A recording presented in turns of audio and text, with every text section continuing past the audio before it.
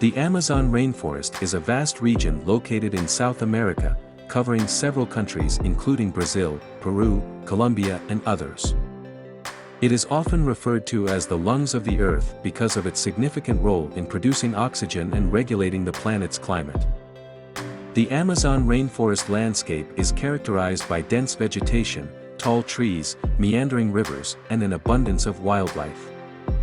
It is home to millions of species, many of which are found nowhere else on Earth. For those interested in exploring the Amazon rainforest, there are a variety of travel options available.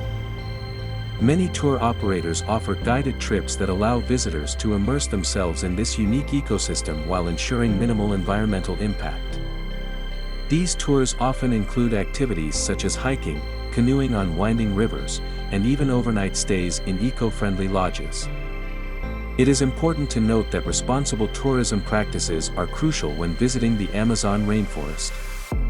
Sustainable tourism initiatives aim to protect this fragile environment by promoting conservation efforts and supporting local communities.